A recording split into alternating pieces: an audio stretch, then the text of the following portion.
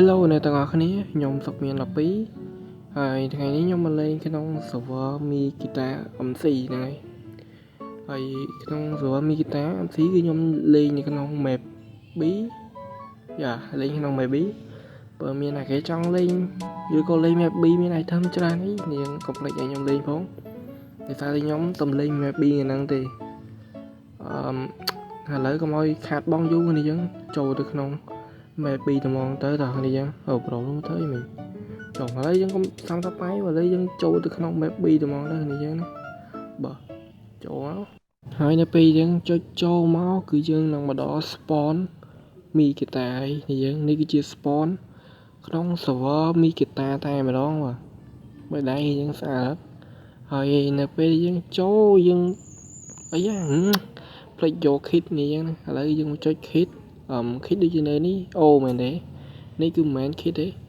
ញ្ចឹងនេះអូអានេះក៏មិនមែនដែរនេះក៏មិនមែនដែរអូនេះបាទនេះគ្នាយើងគ្រាន់តែចុចលើអាហ្នឹងមួយមកគឺយើងទទួលបាន kit free តែម្ដងហើយបន្តមកទៀតយើងចុចលើអានេះមកហើយចុចលើរូបដីមកគឺយើងទៅកន្លែងមួយដែលយើងអត់ស្គាល់តែម្ដងបាទនេះមកដល់ហើយមួយទៀតអ្នកទាំងអស់គ្នាតែងតែលេងក្នុង server ងឹតមែនទេហើយយើងគ្រាន់តែចូល comment ហើយដាក់ /nv ចេះមកភ្លឺតែម្ដងបាទមើលទៅភ្លឺចែតែម្ដងអូខេដល់ពេលយើងចូលក្នុង Word ហើយប្រើ comment នេះហើយយើងធ្វើការកាប់ឈើតែម្ដងទៅបាទដោយសារតែយើងចូលមកដំបូងមានធ្វើអីទេក្រៅពីកាប់ឈើហ្នឹងហើយអូខេខ្ញុំគិតថាខ្ញុំគួរតែ claim land កន្លែងហ្នឹងហើយដើម្បីអាច claim land បានគឺយើងចុចតាមខ្ញុំមកនេះគឺយើងដាក់ / ហើយគឺយើងដាក់ claim មកហ្នឹងគឺសម្រាប់អ្នកដែលអត់ចេះ claim ដី claim land អីក្នុង server ផ្សេងៗអញ្ចឹងហើយយើង enter មកអញ្ចឹងកន្លែងនេះគឺដីរបស់យើងហើយខ្ញុំប្រាប់មួយទៀតបើសិនជាអ្នកទាំងអស់គ្នាចង់ claim បានច្រើនគឺយើងធ្វើតាមខ្ញុំគឺយើងគ្រាន់តែវាយលើនេះអាហ្នឹងមកយើងហើយនេះយើងចុចកន្លែង map នេះមកចុច map ហ្នឹងមកហើយយើងចុច claim មកនេះចុច claim ប៉ុណ្ណាក៏បានដែរនេះគឺខ្ញុំ claim បាន4ឆាំងខ្ញុំ claim បាន4ឆាំងទេបើមានប៉ុណ្ណាយើង claim ប៉ុណ្ណឹងទៅអូខេអញ្ចឹងមកកន្លែងនេះគឺជាដីរបស់យើងហើយអញ្ចឹងនេះយើងអាចធ្វើផ្ទះធ្វើផ្សេងបានណាហើយនេះយើងណាចង់មកលេងមួយខ្ញុំទៅមួយខ្ញុំអីយើងឆាតមក Telegram បន្តិចមកហើយខ្ញុំដាក់លេខ Telegram ខ្ញុំនៅក្រុមនោះអញ្ចឹងណាចុំ Totem គេបាយនេះចុំអូមកសំណាងបរយមកតតែបងខើ Totem ដែរអូខេដោយធ្វើកន្លែង Totem ឥឡូវនេះគឺយើងមានច្រឡំបោះចោល Totem នេះបើយើងដាក់ធ្វើឆេះបណ្ដោយមកនេះធ្វើឆេះមាននំជិះចាំតិចនេះយើងចុំអូខេបានហើយចុំណាគេ TP មកអត់ទេអត់អ៊ីសាប់អូខេឥឡូវធ្វើឆេះដាក់ event មួយសិនដំបូងគឺយើងយកឈើមកដាក់មកនេះឈើហើយចុចយកទាំងអស់មកហើយ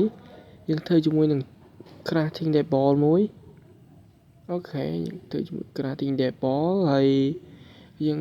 ដាក់ crafting table នៅលើដីហើយយើងក្រាស់ជាមួយនឹងឆេះមកឆេះគឺខ្ញុំធ្វើទាំងអស់ទាំងឈើទាំងដល់ឥឡូវសូមរជាមួយនឹងឆេះតិចសិនឆេះណាឆេះនេះឆេះកន្លែងនេះចាំតិចនេះគឺឆេះយើងចុចដាក់ទាំងអស់មកចុចទាំងអស់អូខេយើងបានឆេះទាំងអស់ហើយយើងដាក់មក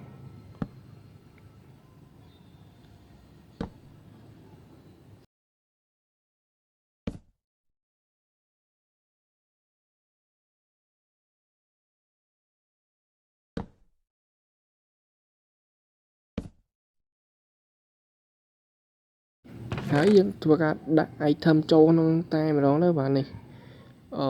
ឡូវចាំតិចខ្ញុំដាក់ item ចូលឲ្យអស់សិនអូខេខ្ញុំប្រាប់អ្នកទាំងអស់គ្នាមួយទៀតបើសិនជាអ្នកទាំងអស់គ្នាលេងក្នុង server មួយនេះអត់ចេះលក់អីវ៉ាន់នេះយើងធ្វើតាមខ្ញុំនេះយើងណាចង់លក់អីវ៉ាន់ណាគឺយើងដាក់ /sell GUI sell GUI មកSelect GUI ហើយយើងចុច send ទៅហើយយើងដាក់ item ដែលយើងចង់លក់ចូលទៅក្នុងហ្នឹងទៅហើយយើងចុចចេញមកយ៉ាចុច enter មកគឺយើងលក់បានហើយ